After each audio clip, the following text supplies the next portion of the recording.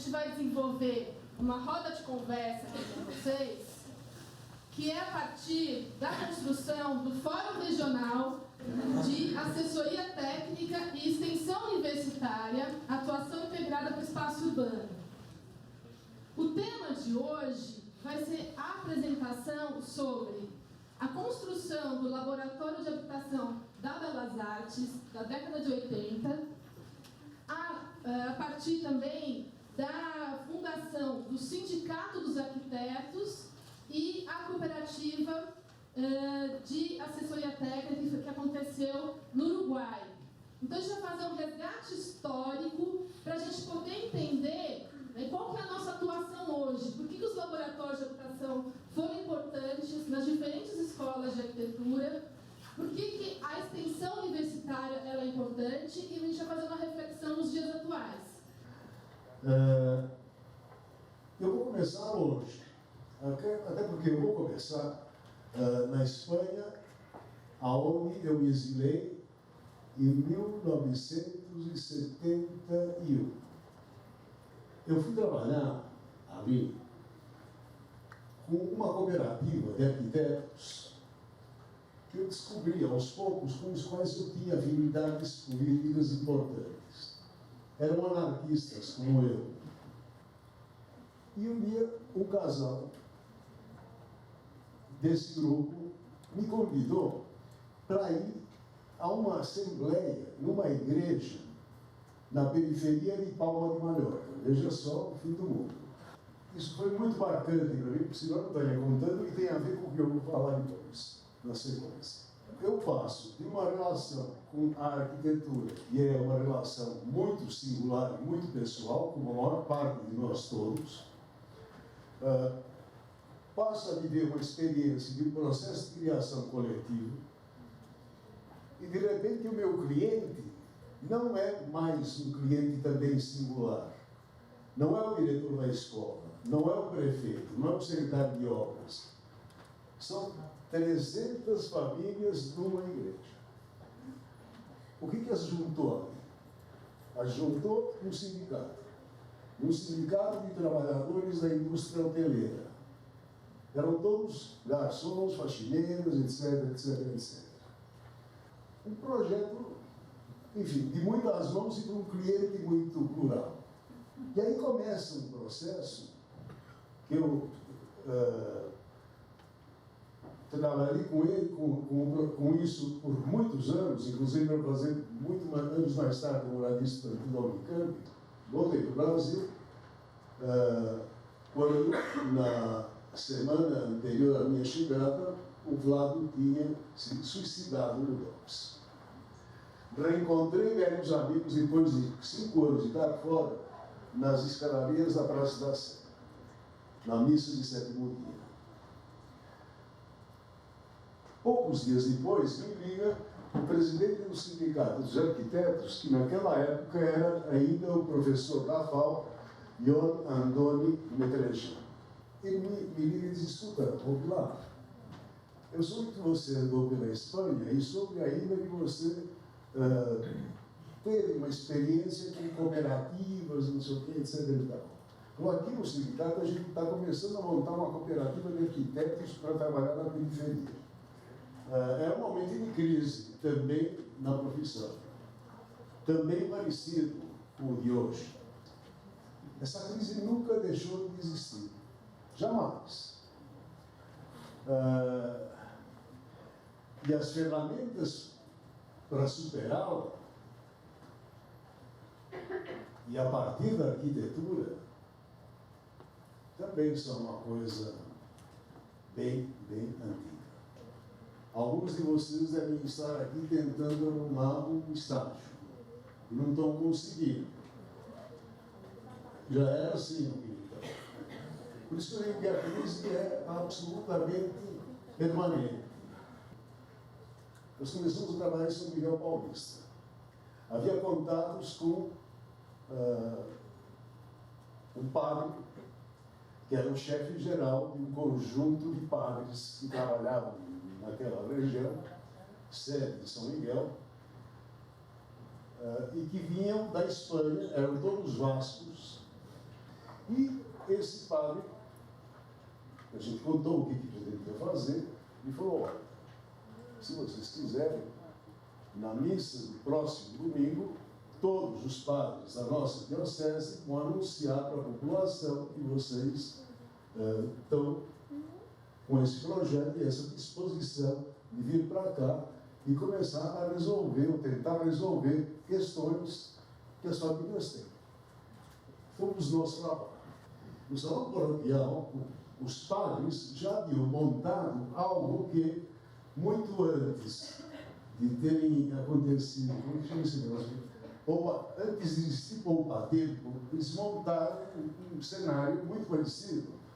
Havia umas pranchetas, umas mesas, cadeiras, arquitetos, do outro lado, pessoas que tinham vindo ali por conta da missa do domingo dos padres. Qual era a dinâmica? A dinâmica era recolher os problemas, eventualmente marcar alguma visita, para ver um terreno, para ver uma obra, etc. E voltar uma semana ou duas depois, sempre aos domingos, um filme, sempre aos domingos, para dar um retorno. E com isso começar uma relação caso as questões que vinham ali não eram muito distantes do universo das escolas, da formação desses recém-formados. Aliás, tudo ali era muito distante de qualquer coisa que os arquitetos que estavam lá tinham vivenciado antes. A sociedade brasileira, então, era tão desigual como é hoje. E nenhum de nós que havia frequentado uma faculdade de arquitetura tem a menor ideia do que era a periferia de São Paulo, ou qualquer outra periferia. As pessoas tinham problemas do seguinte tipo: olha, rachou a minha fundação, a casa está caindo do lado, a minha casa tem goteiras e infiltrações de umidade do chão e do telhado. Olha, a minha casa, ela tem trincas. Aí, de repente, um arquiteto um pouco mais estudado perguntava se as trincas eram horizontais ou verticais. E os outros ficavam olhando para ele, os vizinhos, ninguém disse: puta pergunta, o que é isso? Que são horizontais ou verticais? Aquele era um raro exemplo de alguém que tem alguma noção de construção. Os outros não tinham nenhuma noção, nem de construção e, a meu ver, nem sequer de arquitetura. Um dia eu vejo um colega fazendo um projeto de uma esquina com locais comerciais embaixo, moradia em cima, e ele resolveu fazer um plajadão em cima. E ele escreveu, que me chamou a atenção, escreveu assim: solário. Em latim, solário. Bom, para mim isso, realmente, depois de ter assistido muitos absurdos, foi uma chamada forte de atenção. Ficou a história do solário para mim. E um dia, conversando com o Jorge Carão, eu falei: olha, seria melhor trazer para cá mestres de obra do que arquitetos. Porque o que tem aqui de grave é a nossa incapacidade, em vários níveis, para poder estar aqui. Culturalmente, a gente faz parte da elite. Será que não ficou claro? Se não ficou claro, que fique claro agora, definitivamente. Mas não tem a menor noção de como essas pessoas vivem, quais são os problemas que elas têm, como é que elas sofrem e por quê, que alegrias elas não sabem nada. São outros brasileiros. Ou melhor dizendo, pelo menos estatisticamente, quem são outros brasileiros somos nós. E a gente começou a refletir o puta desastre que era a nossa formação. E a formação dos que naquele momento eram recém-formados, dos que eram mais jovens, que era uma formação mais frágil do que a que a gente havia. O que eu estou falando durou entre 76 e 77. A Belas Artes, se não me engano, abre em 79. Não é? E uma uma das primeiras pessoas que o Jorge Carlos chamou fui eu. E eu acabei dando a primeira aula de projeto nesta escola. Não passava dia que eu chegava no Carlos e falava, não, escuta, e quando é que a gente vai montar um currículo, uma grade curricular, que possa levar as pessoas a terem uma fundamentação construtiva muitíssimo mais sólida? Quando a escola já estava no seu terceiro ano, ou seja, que era possível começar a fazer uma reflexão, é que houve um fórum, termo emprestado da FAUSP, um fórum de ensino das belas artes, e nesse fórum foi apresentada uma proposta, a proposta da constituição do laboratório de habitação foi aclamada, e assim a direção da escola soube daquele acontecimento que, aliás, ela já vinha acompanhando em off, de comentários, etc. O Carol também começou a montar umas parcerias insólitas. Ele, de repente, pegou o Panam Rebelo, que era engenheiro de formação, politécnica, calculista de estruturas, e colocou numa aula de projeto. O sinal foi comigo, mas depois foi com outros. E estas parcerias foram coisas que foram acontecendo durante os 3 anos que antecederam o fórum. Ou seja, alguns ensaios estavam já sendo feitos. E falei com o Carol, falei, olha, o que a gente tem que conseguir também é um passaporte para entrar na periferia. Porque sem passaporte a gente não vai fazer absolutamente nada. Então, o que você sugere? Eu sugiro marcar uma reunião, pedir uma audiência para Dom Paulo Evaristo Arnes. Veja, em 82, o PT tinha sido fundado 2 anos antes. Não havia, em 82, uma militância importante petista. A periferia, do ponto de vista organizativo, não ia além da igreja.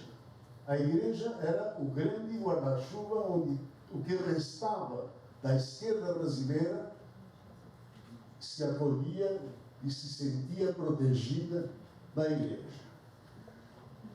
Bom, foi uma boa estratégia, porque se a gente não tivesse esse passaporte, realmente o campo da periferia é extremamente minado, não é?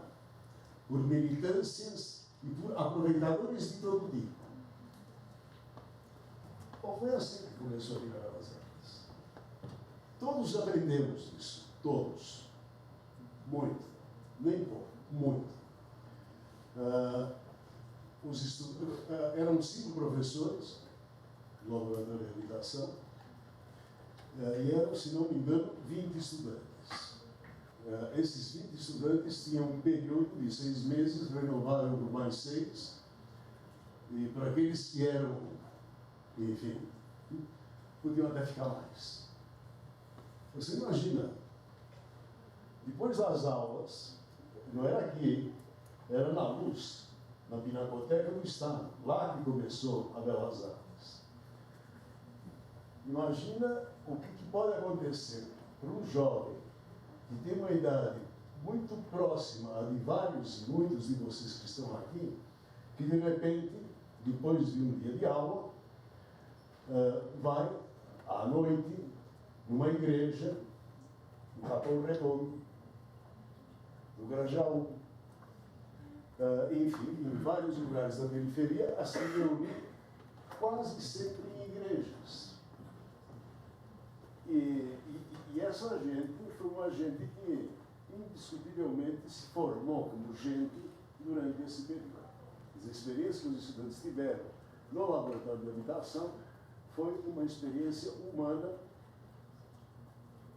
difícil de construir num país desigual como esse. Eles tinham passado para o Brasil. Estavam começando a conhecer o Brasil. Vocês não conhecem o Brasil? Acho que não. Provavelmente a maior parte de vocês não conhece o Brasil. É um país magnífico. Na pior das situações, é um país magnífico. Existiu um episódio importante, que foi um grupo de arquitetos uruguaios organizou no Uruguai, quando ainda havia gente presa, gente fugida. No Uruguai, em Montevideo, houve uma semana que se chamou Primeiro Encontro de Habitação Popular. Foi comigo para lá o navio, que também era professor do Laboratório de Habitação. O que eu posso dizer para vocês do Uruguai? Algumas coisas. Primeiro, eu entendi que aquilo era mais parecido com o que eu havia vivido na Espanha. Por quê? Porque os mutirões que no Uruguai recebem o nome de cooperativas eram de base sindical, como eu tinha visto isso na Espanha. Isso não é esta uma realidade entre nós. Portanto, em sociedades, diria eu, mais maduras socialmente, a população se organiza de outras formas. E os sindicatos são uma estrutura importantíssima de organização popular. Segunda surpresa extraordinária, fomos visitar algumas cooperativas. E a surpresa extraordinária é que elas tinham uma qualidade de arquitetura que a gente só poderia comparar em empreendimentos feitos para a classe média alta brasileiras. Fomos ver desde cooperativas muito pequenas, 32 casas, que era a mais antiga de todas, e era uma vila. Mas uma vila, equiparável às melhores vilas que se produziram em São Paulo nos anos 30, 40, 50. E uma arquitetura a qual a gente também, por outro lado, não estava muito acostumado. Uma arquitetura de tijolo. E visitando uma cooperativa, entrando numa casa, eu tropeço nos tijolos, que eu vi que não era uma pilha de tijolos, que era uma coisa organizada. E aí eu olhei melhor, o meu tropeço tinha partido e perguntei, escutei, vem cá, vocês usam isso para quê? Porque para mim estava na cara que aquilo era pré-moldado. E era pré-moldado. Isso aqui foi uma coisa que o doutor Eladio fez para a gente. O Eladio era o Eladio Dieste. E eu fiquei chocado, porque tinha estudado a obra do Eladio Dieste, não tinha folheado, tinha estudado, e me surpreendeu muito, porque nenhuma obra do Eladio Dieste tem componentes pré-fabricados. Eu falei, isso precisa falar com esse homem. E, assim, com a cara de pau, que, enfim, nós temos, quando queremos muito uma coisa, fui lá, toquei a campainha, e tive uma puta sorte que saiu ele para atender. E a sorte maior ainda é que eu caí bem nas graças dele, e fiquei 2 dias lá. Na semana que eu passei em Montevideo, 2 churrascos, 2 almoços, um café da manhã, me mandaram embora. Quando a gente voltou do Uruguai, havia 2 coisas. Uma era uma coisa muito pessoal, e que era aquela porra daquela loja que eu tinha quebrado, e que me fez, enfim, depois de 2 churrascos, etc., mulher do Dieste, me encheram de ideias aqueles 2 dias. E a outra coisa muito importante é que, na volta, fizemos um relato verbal com o Paulo Cardim, e dissemos a ele, olha, a gente conheceu no Uruguai não só as cooperativas, como um órgão de assessoria técnica dessas cooperativas. Esse órgão é a FUPA, Cooperativa Uruguaia de Cooperativas pela Ajuda Mútua. E o Cardim falou, e quantas pessoas seriam? Ele era rápido no latim, não estava esperando. Eu falei, olha, a gente conheceu razoavelmente bem 3 pessoas que valeria muito a pena que viessem. Nenhuma era arquiteta. Tá? Não, eram dirigentes sindicais, gente que tinha uma visão política importantíssima. E a partir daí organizamos o primeiro encontro de movimentos de moradia por ajuda mútua e autogestão. Isso durou pouco. O laboratório de habitação durou 4 anos. Pouco depois deste último episódio, de termos organizado, dado infraestrutura, custeado passagens, alojamento e agitação e propaganda, não é? Para reunir 16, se não me engano, 16 movimentos de moradia, quase todos da Zona Sul, e alguns de Padre Ticão, que não sei se ainda está vivo, que Deus o tenha, está vivo ainda. Pouco depois disso, entramos em greve. Naquela época, os professores fazíamos greve. E essa greve levou à demissão de 101. Do 102, 101. Olha, não sei, na minha conta, 90 foram embora, demitidos, e permaneceram 6. O laboratório de habitação acabou nesse momento. E eu voltei para Belas Artes 15 anos depois, e no momento estou de licença. Agora, uma coisa também que ficou clara, que o que a gente desenvolveu aqui, começou a desenvolver aqui na Belas Artes, e que depois deu como sequência um sistema CPC, que quer dizer construção com pré-fabricados cerâmicos, isto acabou sendo, porque o laboratório de habitação acabou da Belas Artes, mas eu fui para a Unicamp, e na Unicamp eu reconstituí uma outra equipe, e ali a coisa continuou por alguns anos. O programa de habitação que a gente começou a desenvolver aqui, porém, foi aperfeiçoando lá, ganhou plateia. Muitos prefeitos, muitos secretários de obra, muitos etc., passam pela Unicamp e vão ver coisas e tudo mais. Isso foi uma maneira da gente conseguir desenvolver muitos trabalhos na Unicamp. Muitos, não poucos. Para a própria Unicamp e para muitas prefeituras e movimentos sociais do interior, que ao contrário do que acontecia na capital, no interior quase nunca tinham qualquer tipo de apoio técnico. Era uma ideia de que a arquitetura não é exatamente aquilo que nós aqui imaginamos, eu não, mas aqui muita gente imagina que seja.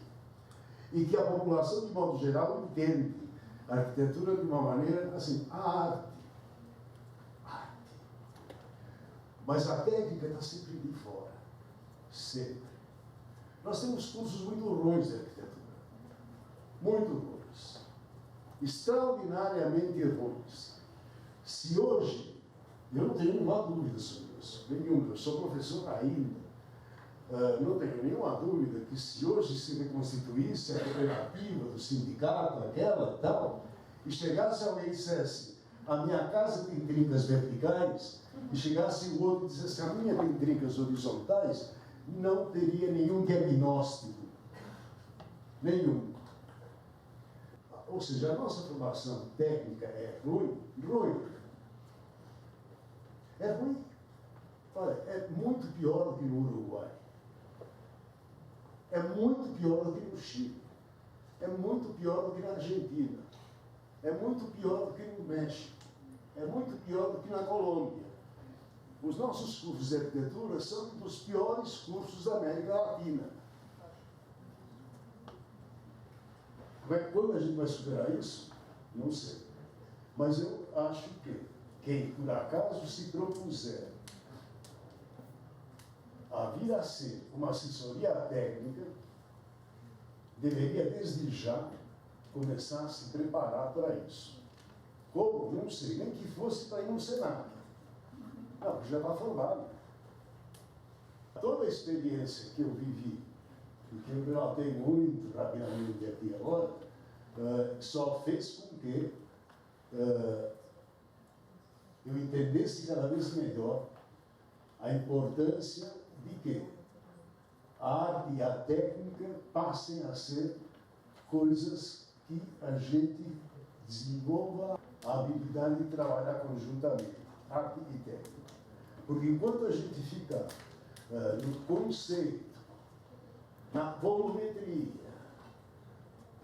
e ponto, a gente vai continuar achando que não tem puta ideia de por que as trincas são verticais e horizontais. E nada terá mudado. É um apelo. É um apelo de que todos vocês que estão aqui, e que uns por curiosidade, outros porque não tinham programa, outros porque estão acompanhando alguém, não é? Mas, tirando estes, ou até talvez com estes incluídos, os que têm a intenção de vir a trabalhar como assessoria técnica, teriam que se preocupar muito seriamente em programas de reciclagem, diria quase de revitalização pessoal. Porque o que a periferia precisa, eu estava brincando com ela antes de começar, precisa muito mais de mestres de obra do que de arquitetos. Pelo menos dos arquitetos que nós somos. Bom, a história que o Vilar colocou como conjuntura é essa, de desenvolvimento. O laboratório de habitação foi importantíssimo na formação da gente, porque eu acho que ele quebrava uma coisa. A Belas Artes, naquela época, tinha uma proposta muito interessante de juntar disciplinas e trabalhar as disciplinas, mas o laboratório de habitação permitia um contato num cronograma diferente do cronograma do curso, né? Então eu gosto de lembrar eu trabalhava numa urbanização de um assentamento lá, Recanto da Alegria, e ia lá no Grajaú. E uma tarde, indo lá, estava cuidando de uma fundação, a gente tinha desenhado uma fundação com sapata direta, aquela sapata corrida direta que se apoia diretamente no solo, e cavando aquilo a gente achou uma fossa negra, bem onde a gente tinha desenhado a fundação que tinha que se apoiar no solo. E daí e agora, o que faz com isso? Dava para imaginar que tinha que fazer uma transição ali para uma viguinha, passar um baldraminho ali, mas como faz? Como dimensiona? Eu usava uma motinho naquela época, peguei a motinho e voltei para a Pinacoteca, por sorte encontrei o Iopanã. E daí, o que eu ia aprender só no terceiro ano da escola, me foi passado ali, eu estava no primeiro ano. Então eu aprendi a dimensionar a viga biapoiada sem nenhum problema, não precisava ser mais velho para aprender a dimensionar a viga. Quer dizer, o que precisava era ter um problema real, concreto ali, que fizesse que a gente estivesse olhando para aquilo. Então, quando a gente se mete nesses trabalhos, aí é isso que acontece. Quer dizer, a realidade vem e coloca a fantasia da escola no seu lugar, e a gente pode puxar da estrutura da escola ferramentas para ir viverem com essa realidade. No fundo, eu acho que é sempre isso que a gente vai fazendo, né? Então, os laboratórios, a assessoria técnica, os fóruns que discutem isso, são ferramentas, são oportunidades, são portões para a gente poder fazer esses contatos. E eu acho que a gente tem que tirar o maior proveito disso, né? Porque a gente nunca sabe exatamente aonde a gente vai estar um pouquinho para frente. E é preciso um esforço constante de não descolar da realidade. O mundo inteiro hoje faz a gente descolar, né? Então eu estou cansado de ver gente atravessando a rua, olhando o celular, aí passa carro, passa moto, o cara continua olhando o celular ali. É completamente descolado da realidade e tal. E, bom, acho que essa é uma armadilha que a gente tem que fugir. A arquitetura é uma profissão da complexidade. Então, se vocês olharem um problema, qualquer que seja, e falarem, isso é fácil, desacelera e pensa, estou errando, porque não pode ser fácil. Se a gente imagina um problema fácil, a gente vai organizar uma solução inconsistente. A gente tem que tentar deixar todos os problemas muito complexos para poder elaborar soluções que sejam mais duradouras, que sejam mais amplas, que atendam de uma forma mais ampla. E isso nos mantém conectado com um sonho, não com uma fantasia aleatória, mas com um sonho de transformação, que no fundo deve ser o que traz a maioria da gente para pensar nesse ofício, né? Ela quer ser arquiteto. Em algum momento a gente falou, quero fazer coisa melhor, quero tornar o mundo melhor, quero trabalhar, contribuir para que as coisas sejam melhores. Bom, o Vilar já falou um pouco da trajetória dele e me estava ali falando da minha um pouquinho também, que foi grudado ali. E trabalhei como estudante lá no laboratório de habitação. Depois, formado, a gente montou no sindicato dos arquitetos um grupo de assessoria a movimentos por habitação lá no sindicato. Durou pouco tempo, durou menos de um ano, mas serviu para que as pessoas se conhecessem, se juntassem, e daí a gente formou um grupo de assessoria, que é o GAMA, foi o primeiro aqui em São Paulo, e daí a gente trabalhava diretamente com a comunidade, tentando manter um escritório. Não era uma coisa muito fácil, daí a gente fazia um pouco de tudo. Se tivesse Uber, a gente dirigiria Uber naquela época, porque trabalhar de graça também faz parte do ofício muito, né? Mas a gente nunca postulou trabalhar de graça para o movimento, sempre procurando comprometer o valor que existia no trabalho. Bom, só para a gente falar um pouquinho nisso. Daí o que aconteceu? Essa juntada aí de PT, de luta pela prefeitura, a Luísa, uma vitória estonteante, né? Todo mundo achava que ia dar Maluf, e na pesquisa de boca de urna deu Luísa Erundina. Foi demais, assim. Eu era fiscal de votação, o primeiro voto que a gente abriu era um voto para a Luísa. Esse foi premonitório mesmo, a gente ganhou, né? Foi uma lavada. E com a Luísa assumindo, a Luísa, uma assistente social, trabalhava na periferia, tinha um discurso e uma prática, tinha e tem, né, até hoje, um discurso e uma prática incorruptível, uma pessoa que nunca abriu mão desse sonho de transformação, vai para a prefeitura, abre espaço para pessoas que compartilhavam do mesmo sonho entrar. Vocês não têm ideia do que foi isso. A gente começava a reunião 1h da manhã, trabalhava o dia inteiro e 1h da manhã estava juntando para pensar o que ia fazer no outro dia. Então, hoje, quando generalizam aí petista ladrão, petralha, dá vontade de pular no pescoço de quem fala isso, porque não é verdade. Claro que tem quem roubou, claro que tem as artimanhas que foram feitas para a perpetuação de poder, mas o fato de ter compartilhado essa ideologia não coloca todo mundo no mesmo prato.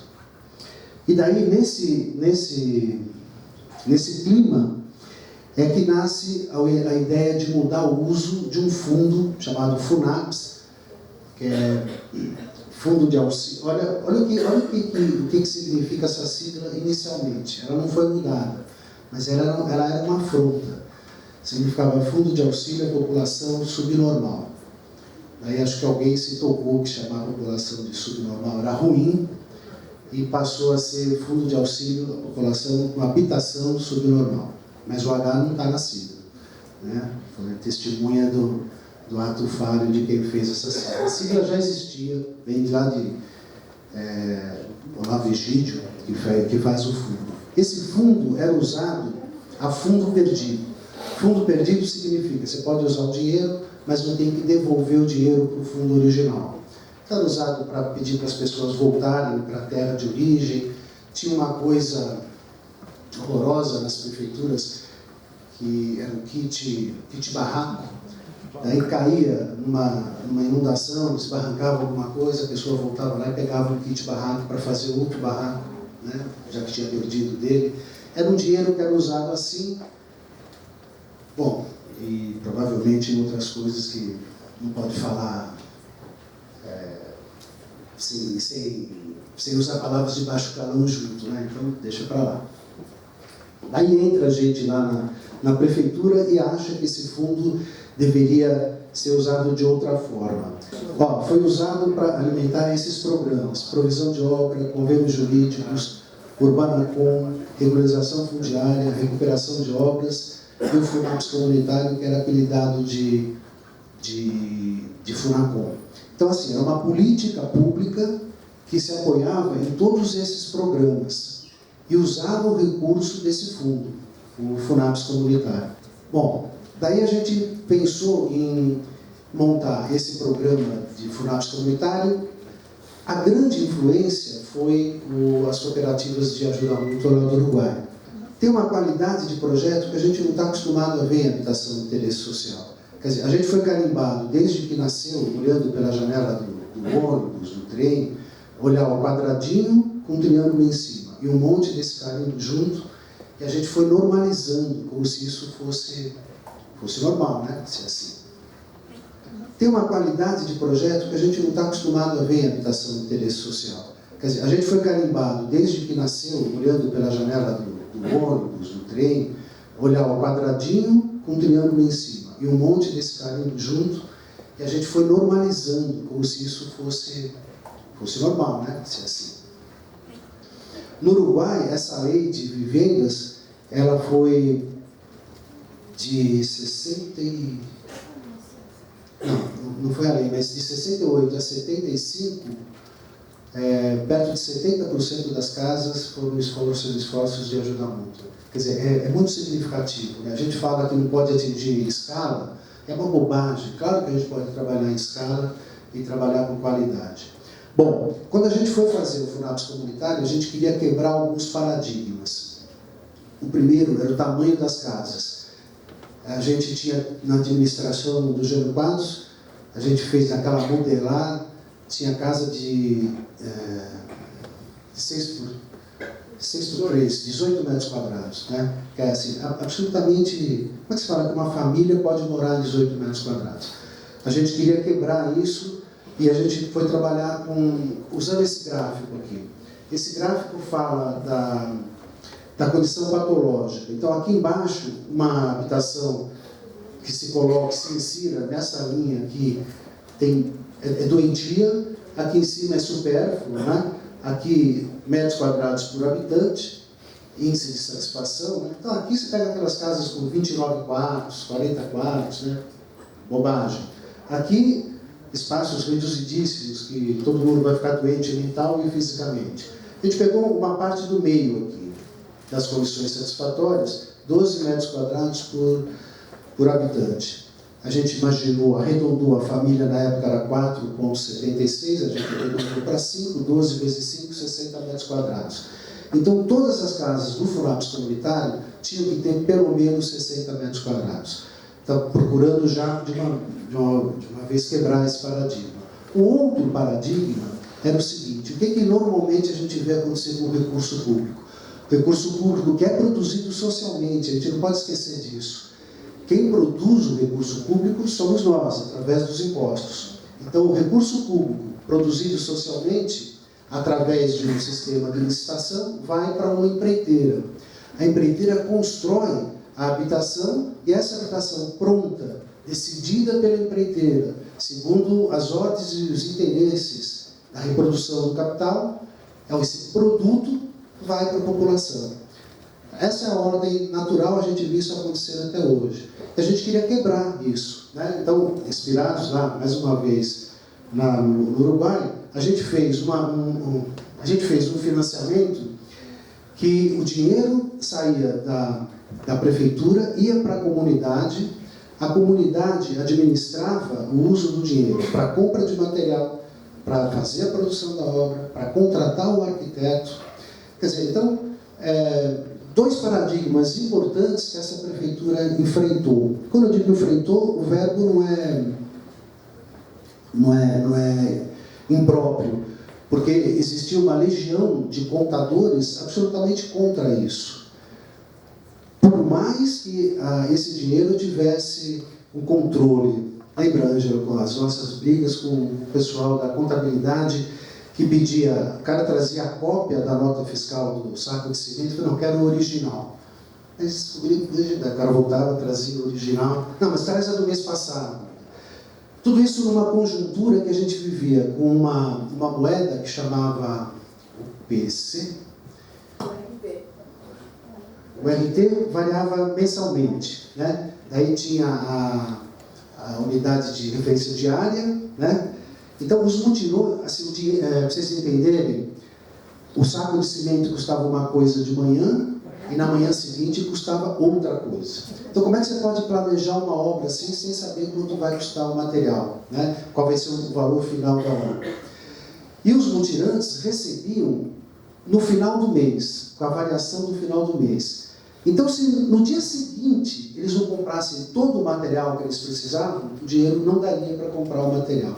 Então, essa foi uma luta, por exemplo, para a gente tentar pagar, conseguimos depois, com a variação diária do valor da moeda. Então, assim, só para vocês entenderem um pouco a conjuntura, ela não era favorável, mas existia a vontade de mudar esses paradigmas, de mudar essa maneira. E, no fundo, vou fazer um pequeno parênteses assim, eu acho que essa é a única coisa que vale por esforço da gente trabalhar com assessoria, para a gente trabalhar com política pública, é tentar transformar as coisas. Porque a gente trabalha muito, trabalha fim de semana, ganha pouco, enfrenta questões muito duras. E se você entrar nessa para ficar acomodado na onda que está andando, não vale a pena. Vai fazer outra coisa. Assim, eu acho que assessoria técnica, quem milita na política pública, tem que ter a vontade de transformar, de mudar, de enfrentar os problemas, de romper o modo... Bom, isso aqui era assim, 4% do dinheiro era para que a comunidade pudesse montar um canteiro, isso significava poder comprar ferramenta, alugar betoneira, enfim... A comunidade que estava organizada não tinha obrigação de ter essa infraestrutura, né? 4% era para pagar assessoria técnica, projeto e acompanhamento da obra. Lamentei muito ter colocado esses 4%, porque eles se provaram insuficientes para o volume de serviço que era. 10% era para pagar mão de obra especializada. Fazer uma caricatura. Imagina uma comunidade que fosse só de gente com experiência na construção civil. Não precisaria nem ter esse dinheiro. Mas imagina uma outra que fosse só de pessoas sem nenhuma experiência. Precisaria contratar, sei lá, um mestre de obra, contratar um encanador para ensinar como você trabalha com hidráulica, um eletricista, né? O Luiz está falando, as mulheres e tal. Eu não queria falar das mulheres, porque as mulheres eram as melhores integrantes do mutirão, sempre foram. Ponta firme na hora das reuniões, os maridos não iam para as reuniões, iam as mulheres. Daí, quando começava a andar o projeto, chegavam os maridos, né? Mas no começo, na dificuldade, eram as mulheres que iam. E quando faziam a obra, a hora que você viu uma parede feita por uma mulher, você falava, bom, incrivelmente melhor, né? Capricho, assim, né? Como? Era um capricho, e eu acho que tem... Você tem toda razão. Tem um capricho que tem em tudo, né? Mas eu acho que tinha uma outra coisa, que era a noção, a realização do que significava a casa. Né? Eu vi muitas situações assim, da mulher sozinha. O marido tinha ido embora, ou ia embora no meio do processo. Então, a casa tem um significado onde vai criar família, onde vai criar os filhos, que eu acho que é um pouco diferente para o olhar feminino. Daí sobrava 82% para o material. Quanto era para cada casa? $6.000. Quer dizer, era muito pouco. Você fazia uma casa de 60 metros quadrados com $6.000. Agora, alguma diferença. Olha os assuntos que eram trazidos para a logística do mutirão. Compara com um canteiro convencional, né? Então, aqui, rola essa cozinha aqui, porque o pessoal aí no São Francisco viu que tinha gente que sumia na hora do almoço. O cara não ficava presente na hora do almoço. E sumia porque não tinha comida. O cara não tinha trazido a marmita, ficava com vergonha de não ter marmita na frente dos outros. Daí pensaram nisso, eles pegaram uma parte do terreno e atrasaram a implantação dessas casas para fazer uma horta. Daqui saía matéria-prima para vir para cá. Não usavam o dinheiro de financiamento, se cotizavam para comprar comida e todo mundo comia a mesma comida feita nessa cozinha. Aqui adiantaram a construção de algumas casas para fazer uma creche, porque você imagina uma família que não tem com quem deixar os filhos, como que ela pode participar do mutirão? Aí a gente tinha, na primeira fase, 200 famílias. Imagina que metade tivesse filhos. Imagina que metade só não tivesse com quem deixar. Eram 50 crianças que tinham que tomar conta, né? Então eles fizeram essa creche, tinha lá uma enfermaria, mas isso tem nos canteiros convencionais também, né? Bom, e tudo isso foi evoluindo para a verticalidade. Esse é o Talara, lá na Zona Sul. Para a verticalização. Tudo isso sendo feito em mutirão. Então, saindo das casas, sobrados térreos, indo para a verticalização, sempre o mesmo processo. Projeto discutido com a população. Esse é o Planã, esse é na Zona Norte, Noroeste. Esse bem no centro, lá na Celso Garcia, o primeiro projeto feito com moradores de cortiço, com lâminas verticais. Esse projeto tem uma história interessante. Na hora de fazer as fundações para essas lâminas aqui foram licitadas por uma empreiteira. Porque dentro da prefeitura falavam, não dá para a população fazer porque é uma obra muito complexa, fazer a fundação para esses prédios. A empreiteira atrasou quase 6 meses a obra. E a população encheu o saco e falou, não, vamos fazer. E daí fizeram absolutamente nenhum problema. Então, como é preciso mudar o ponto de vista, né? Jaraguá, lá também Zona Noroeste, isso aí. Só para a gente ter rapidamente uma ideia das tipologias. Então, Ângela, eu iniciei o programa, coordenando esse programa. Daí tive uma divergência política quanto à aplicação dos recursos e falei que não dava para eu continuar com essa divergência e me demiti da Secretaria de Habitação. E daí os colegas que mantinham o programa permaneceram, eles não tinham entrado nessa discussão, nessa briga, e a Ângela pegou e coordenou. A Ângela foi uma companheira que ajudou a implantar o programa, estava lá desde o início trabalhando. Então ela pode passar para vocês, ela pode falar um pouquinho, né? Os 5 minutos era só para mim, né? Tá. Ela pode dar para vocês uma visão mais atualizada do programa. O programa durou 2 anos. E trabalhou nessa escala que a gente viu, né?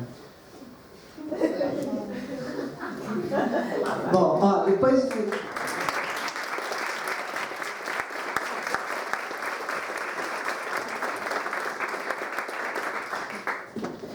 desses dois falarem, não vou para a minha apresentação, não precisa. Eu vou falar rapidinho porque é muito difícil eu falar depois de vocês dois, né?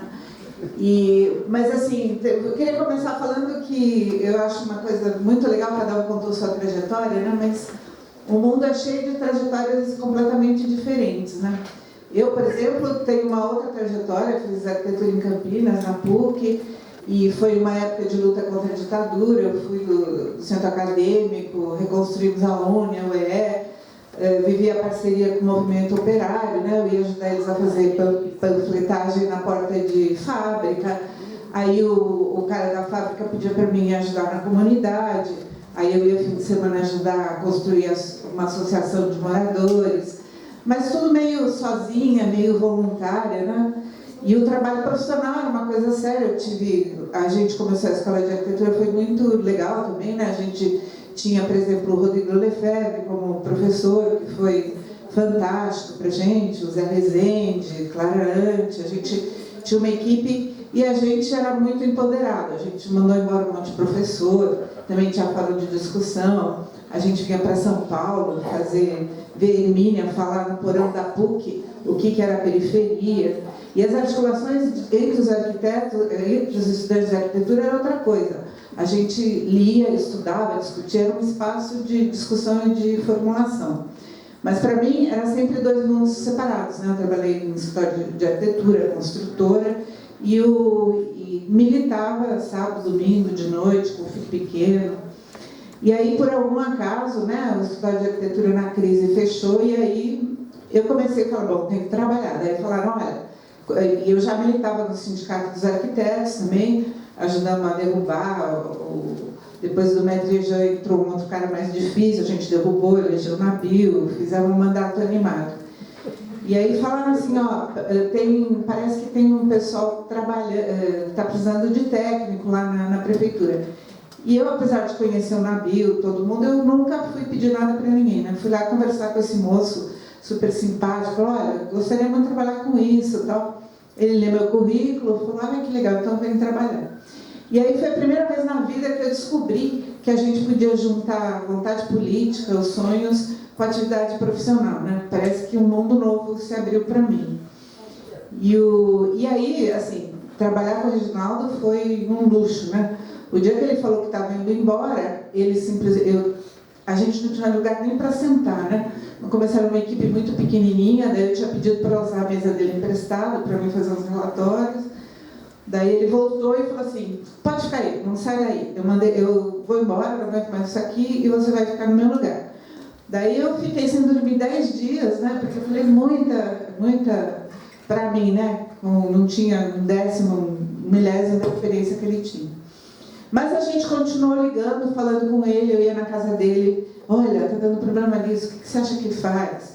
E, assim, nunca abandonamos quer dizer, então para mim o Nabil, o Reginaldo continuou presente e ajudando a gente em todas as fases do processo. Então, assim, o que eu queria falar um pouco é mais assim uma das coisas que mais me surpreende hoje mesmo é a falta de capacidade das pessoas sonharem e acreditarem que são possíveis, que são capazes de transformar e fazer a diferença, né? E naquela época tudo era muito difícil, mesmo em AB, né, que a gente era uma briga constante, né? O Reginaldo teve uma briga, a gente tinha outras o dia inteiro. Desde gente que achava um absurdo a gente dar dinheiro na mão das pessoas, né?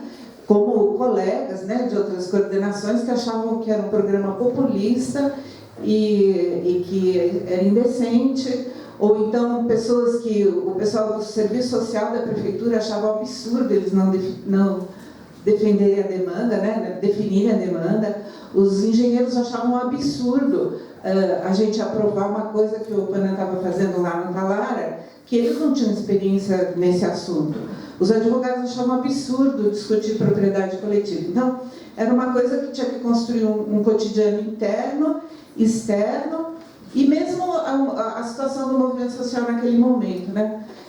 A gente fazia muita reunião com a população, vamos discutir os problemas da prestação de conta, vamos discutir a relação com as assessorias técnicas, né? A gente usava o sindicato e fazia terapia de grupo com todo mundo, né? Aí um dia, e as pessoas, as entidades nem se conheciam direito, né? Porque a gente veio, né, no processo de luta de redemocratização do país, né? E aí, que nem vocês já falaram, era um processo todo muito disperso. E aí um dia, numa assembleia, alguém levantou lá e falou assim, ó, não dá mais. A gente vai se reunir entre nós, fechar uma posição e levar uma proposta para vocês. Acho que foi o dia mais feliz da minha vida. Eu falei, pô, tá dando certo, né? Porque não é a gente que tem que decidir, a gente acreditava que era uma coisa que tinha que ajudar a construir autonomia, né? E assim foram vários desafios, assim, eu acho que tem uma coisa, eu trabalhei no poder público e depois eu fiquei no poder público, né? Trabalhei 20 anos em várias administrações. E essa coisa de construir um espaço dentro de uma administração pública que ajude a disponibilizar recurso, que construa esse respeito, né, por trabalhar com as famílias de outro jeito, é muito difícil, né? O poder público é completamente fragmentado, né? Reproduz um monte de coisa absurda, né? Tem uma lógica do poder, né? Tanto de desvio de grana como de valorizar os indivíduos, né? Então, é um exercício que a gente só conseguiu dar conta porque tinha uma população brava que lá brigava, ocupava, e eu adorava. Todo mundo falava que a gente era neurótico, que devia ter baixa autoestima, porque ficava feliz quando o povo, por exemplo, o programa de cortiços não conseguia decolar, fazia um monte de projeto, mas não conseguia viabilizar porque não tinha dinheiro. E aí o pessoal falou, não, nós não vamos... o povo ocupou o prédio, falou, nós não saímos daqui se não assinar o primeiro contrato. Daí ninguém queria assumir o mutirão vertical. Eu falei, dá para mim, a gente se vira, não tem problema. Contratamos o Caled, né, para ajudar a gente a normatizar, o Ricardo Gaboni, que estava trabalhando lá, vamos fazer um fórum aí discutir. Com um problema, mas tem que fazer ficar em pé. Em 2 meses estava em pé e trabalhando. Uma coisa que o Reginaldo contou também que eu acho fundamental, porque muita gente saiu falando que o processo de mutirão é lento, é sofrido. O primeiro conjunto que ele mostrou ficou pronto em 6 meses, 600 unidades, com uma super qualidade. Quando tem dinheiro, tem fluxo, e você consegue empurrar todo mundo que é contra, tem uma rapidez, uma qualidade que é incomparável, às vezes mais do que muita construtora. Né? E assim foi... assim, a capacidade de enfrentar isso no dia a dia, assim, e tentando sempre agregar as pessoas para trabalhar conjuntamente, parar de ser obstáculo para esse processo, eu acho que foram muito importantes e fizeram toda a diferença. Então, por exemplo, tinha uma época que parou a arrecadação, diminuiu pra caramba a arrecadação municipal. O programa FUNAPS comunitário é o que mais gastava orçamento da Secretaria de Habitação. Era, assim, valores enormes, porque foi uma aposta mesmo, apesar de todos os obstáculos internos. E aí teve que discutir o que fazer. Então, por exemplo, o coordenador na época achava que tinha que concluir algumas unidades e atrasar outras, para mostrar com um efeito exemplar. A gente falou, não, vai discutir com a população. E aí discutiu, eles decidiram entre eles e trouxeram o João Felipe, foi um dos grandes batalhadores para fazer essa a discussão acontecer entre os mutirões, e eles decidiram não. A gente quer que atrase todos. A gente quer entrar todo mundo junto na briga com o governo que vai vir depois. Pode ser certo, errado, mas foi uma decisão coletiva e que, então, teve poucas unidades concluídas, mas por decisão do coletivo. E várias outras dificuldades. Por exemplo, a gente teve, dos 90 e poucos convênios assinados, 100 e pouco na realidade, eu vi no meu mestrado, eu escrevi sobre isso também, cada hora vinha um número. Mas tem muito trabalho, muito estudo que foi feito, né? A gente um dia descobre qual é o número certo. A gente teve problema com 2, que teve desvio de dinheiro, né? Que foi um lá na Zona Sul, e depois que o tesoureiro fugiu com o cheque, e outro que foi no Amoipa, que o arquiteto era um maluco, né? O Reginaldo quase bateu nele numa assembleia que a gente foi lá. E aí, mas assim, a gente tinha que enfrentar isso, tem que ter, por exemplo, a coisa da prestação de contas, a gente começou a perceber que alguns grupos não prestavam conta para as famílias. Então a gente incorporou essa norma, que era obrigação, que tinha que prestar conta de alguma forma, e que a gente tinha que ter controle para conseguir responder a todas as brigas externas que estavam se organizando contra. Então, esse processo de enfrentar e discutir, resolver coletivamente como implementar, uma outra questão que era muito difícil era a escala. Porque quando você está fazendo com algumas assessorias, é uma coisa. A gente começou, tinha 2, 3 assessorias, acabou quase 30, tinha 20 e poucas, com perfis muito diferentes também. Então, 5 minutos, estou acabando. Então, a gente teve um monte de regra. Esses dias tinha uma assessoria que estava brigando comigo, né, que tinha muita cobrança. Aqui está o fundador da Piabiru, bem quietinho, que é um cara fantástico, tem coisas maravilhosas. O Alex posso repetir cada coisa maravilhosa que ele me ensinou. E as assessorias têm perfis completamente diferentes, foi muito interessante esse processo. Por exemplo, a Piabiru, na época do Alex, eles tinham uma coisa de formar jovens e capacitar, eles faziam um seminário a cada 15 dias, todo mundo tinha que ler texto, tentaram ampliar o mercado de trabalho e trabalhavam com urbanização de favela, era muito interessante. Então, essa riqueza, a gente também teve que enrijecer algumas regras mas era um processo de aprendizado que, se tivesse continuado no volume que ele tinha, a gente conseguia... Olha, o Chico também está aí. Nossa, o Chico tem um monte de coisa para contar. E aí, mas eu sei que acabou o governo, né? E quais são os subprodutos que a gente teve disso, né? Eu acho que, por exemplo, um dia liga do governo do estado falando, olha, o povo está ocupando aqui e a gente vai ter que fazer um programa de mutirão. Então, por favor, mandem todo o material de vocês, porque a gente vai ter que criar. E criou um programa de mutirão, que conseguiu fazer o talar, algumas coisas boas, Depois o povo foi lá brigar e conseguiu fazer o Minha Casa Minha Vida Entidades, com alguns programas, mas essa coisa de ampliar e fortalecer, eu adoro voltar nos mutirões. Fui essa semana visitar o pessoal lá do casarão, lá do Celso Garcia, né?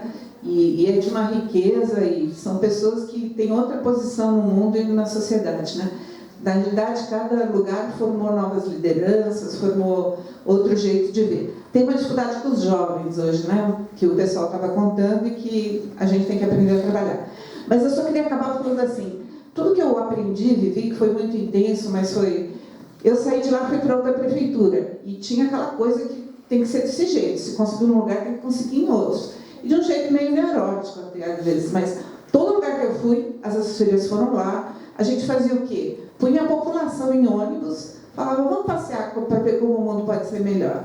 Aí a gente levava o pessoal no Coprô, levamos no Madre de Deus, no Celso Garcia, e as lideranças se conversavam, levamos as assessorias iam lá e falavam, olha, eu trabalho assim, eu trabalho assado. E aí, então a gente falava assim, agora vocês namorem, cada grupo escolhe uma e a gente dá um jeito de pagar. Então, assim, enquanto a gente tem um monte de leis, né, estadual, federal, municipal, que viabilizou, né, tentou, né, tinha intenção, mas nunca ficou em pé. Mas, assim, me choca um pouco que todo mundo desistiu, né, ficou na mão da política federal e desistiu de avançar e inovar em qualquer lugar que está. E, assim, com as minhas 5 prefeituras que eu passei, sempre dá para fazer alguma coisa e sempre dá para tentar inovar. Então, por exemplo, eu sou professora na escola da cidade e a gente faz os estudantes visitarem os mutirões e fazerem trabalho, e aí eles começaram a cobrar. A gente quer trabalhar mais com eles, a gente leva as lideranças, o pessoal vai lá, dá aula, faz seminário. Daí a gente agora montou um negócio de assessoria técnica lá. E está fazendo um trabalho com a Leste 1, acompanhando, sem estrutura nenhuma. E na prática estamos construindo uma estrutura. E assim, a coisa mais fantástica é ver aquele bando de jovens, assim, alunos do primeiro ano, do segundo ano, do terceiro ano. Eles sabem mais do que, já aprenderam mais de tecnologia, mais de legislação, mais de... E deu uma desenvoltura, e a gente, assim, cada evento que vai é um estudante novo que pilota a discussão dos estudantes. Esse sábado foi fantástico. Todo mundo na segunda-feira super feliz da vida, e todo mundo quer fazer extensão nisso, quer fazer, trabalhar, se profissionalizar nessa área. Então, assim, né, não dá para parar de sonhar, né? E tem que não deixar de... não pode parar de se indignar com o absurdo das coisas que... Por mais que a gente não consiga uma solução coletiva ainda a nível de poder público, que dê estrutura, que nem o Uruguai conseguiu, que nem... o Felipe também é do grupo de trabalho lá da Escola da Cidade. E tem uma ex-neta sua, viu, Vila, que faz parte desse grupo e contou um monte de história de vocês, de antigamente. Depois eu te falo quem é. Mas, assim, a possibilidade de construir esses territórios ainda é muito forte, né? Não é fácil, não existe nenhuma... Mas o que mais me assusta é de que as pessoas acham que vai vir tudo pronto, né? É uma construção coletiva e que, se você constrói junto com o movimento de moradia, né, você tem chance de voar alto, né? Porque a gente aprende pra caramba com eles, né? E eles fazem a gente rever e a nossa profissão, ela vai me bater, a nossa profissão, o nosso ensino, essa coisa continua que nem antigamente, né? Então eu espero que vocês se animem e não percam esse embalo. Só isso que eu queria falar.